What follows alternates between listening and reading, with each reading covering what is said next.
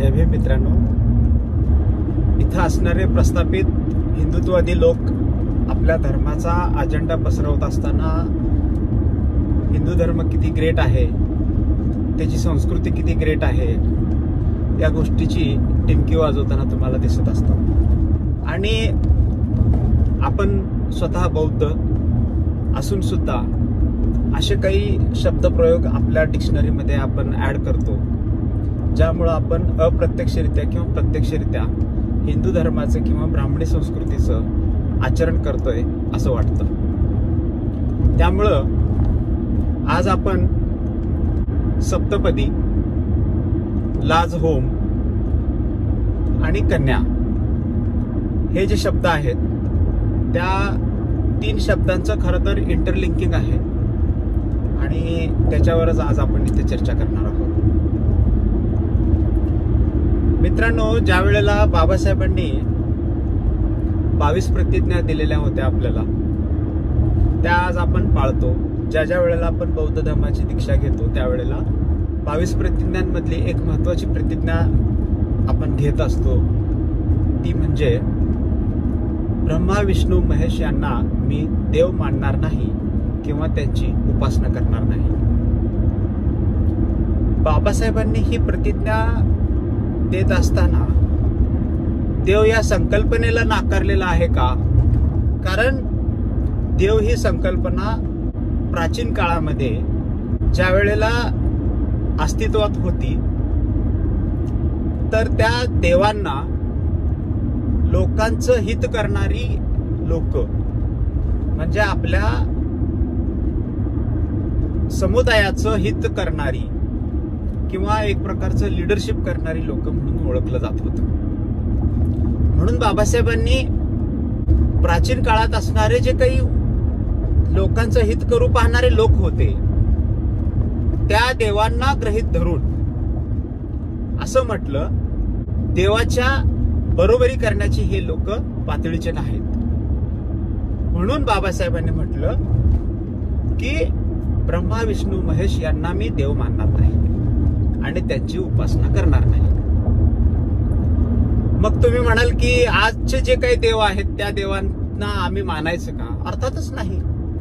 कारण आजचे जे देव या हिंदुत्ववादी किंवा ब्राह्मणी लोकांनी उभे केलेले आहेत ते अवैज्ञानिक पद्धतीनं तुम्हाला त्यांचं स्वरूप दिसत आहे। ज्या वेळेला हे चांगले लोक म्हणून अस्तित्वात होते त्यावेळेला या देवांकडून काय अपेक्षा होत्या आणि ते काय करत होते? तर लोकांचं पीक व्यवस्थित येत आहे, लोकांना काही बऱ्या वाईट गोष्टी सांगणं, इतर लोकांपासून किंवा त्यांच्या शत्रूंपासून त्यांचं संरक्षण करणं, अशा पद्धतीचं काम जे आहे ते त्या काळातले प्राचीन देव करत होते। त्यावेळेला ज्या देवांचे रूप बघितली तर हे दिसायला सुव्यवस्थित नुसते नव्हते तर त्यांच्याकडं चांगले गुण देखील होते।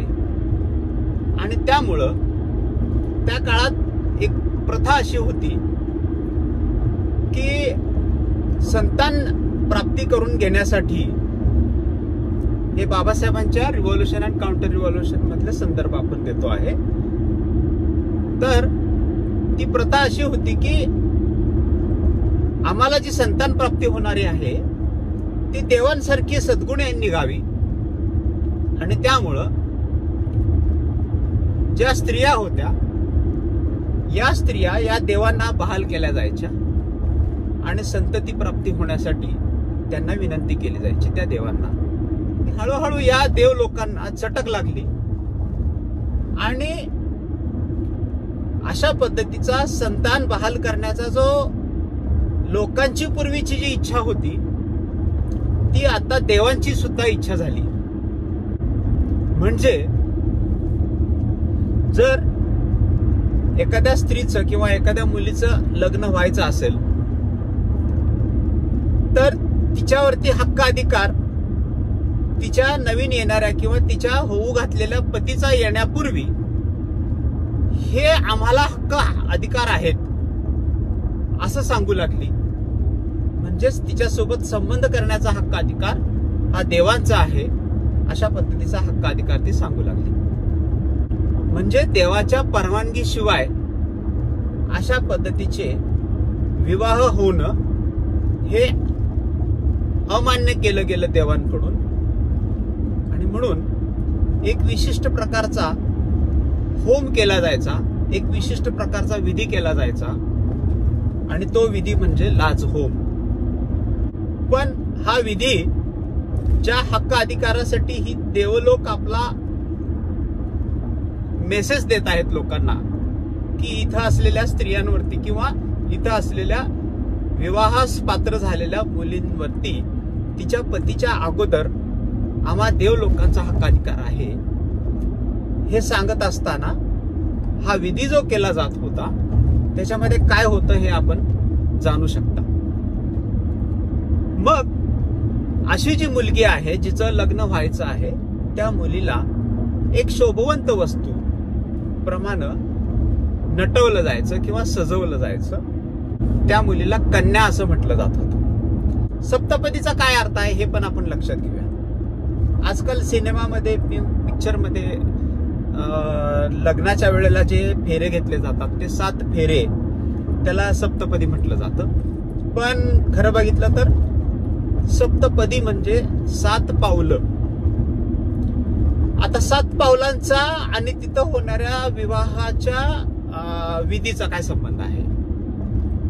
हा जो हक्क अधिकार पूर्वी देवांचा होता, त्यानंतरच्या काळामध्ये देवांचे जे एजंट आहेत म्हणजे पुजारी आहेत, जे ब्राह्मण आहेत, देवांचा हक्क अधिकार हे ब्राह्मण देखील सांगू लागले. म्हणजे तो विवाह विधी पूर्ण व्हायच्या अगोदर जोपर्यंत 7 पावलं त्या नवीन पतीसोबत किंवा होऊ घातलेल्या पतीसोबत तो पूर्ण करत नाही आपल्या पत्नीसोबत, त्याच्या अगोदर जर समजा एखाद्या ब्राह्मणाने हक्क अधिकार सांगितला तर विवाहापूर्वी त्या ब्राह्मणाकडे ती कन्या सुपूर्द करावी लागत होती.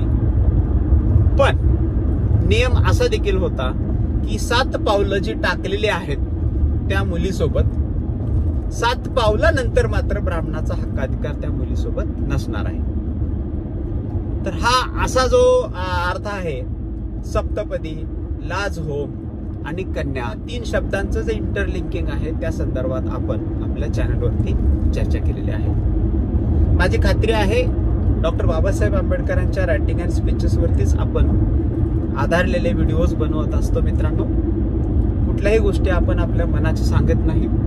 बाबासाहेबांनी जो इतिहास लिहिलेला आहे त्या इतिहासातून बाहेर पडण्यासाठी किंवा त्या इतिहासाची आपल्याला जाणीव झाल्यानंतर आपण आजच्या असणाऱ्या हिंदू धर्मामध्ये राहत असताना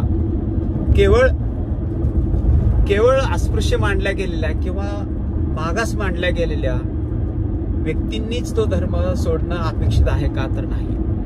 ज्या जातीतल्या व्यक्तीला असं वाटतं की आपल्या हिंदू धर्मामध्ये अशा पण काही रूढी परंपरा होत्या ज्या मानवी आयुष्याला कलंकित करणाऱ्या आहेत, त्या प्रत्येक जातीतल्या म्हणजे हिंदू धर्मातल्या प्रत्येक जातीतल्या व्यक्तीनं या गोष्टींवरती विचार करणं अपेक्षित आहे. आणि आपला जो पूर्वीचा बौद्ध धर्म होता त्याच्यामध्ये परतणं हे किती महत्वाचं आहे हे आपल्याला माहीत करून घेण्यासाठीच आपण द बुद्धिस्ट इंडिया या चॅनलवरती आपले व्हिडिओज बनवत असतो. जाता जाता माझी विनंती आहे मित्रांनो की द बुद्धिस्ट इंडिया या चॅनलवरती जर तुम्ही पहिल्यांदा व्हिडिओ पाहत असाल किंवा अजून सबस्क्राईब करायचं राहिलेलं असेल तर खाली सबस्क्राईब नावाचं बटन दिसतं, त्याला क्रमांक प्रेस करावं, शेजारचं बेल आयकॉन देखील ऑलला सेट करून ठेवा. थांबतो मित्रांनो. जय भीम, जय बौद्ध राष्ट्र.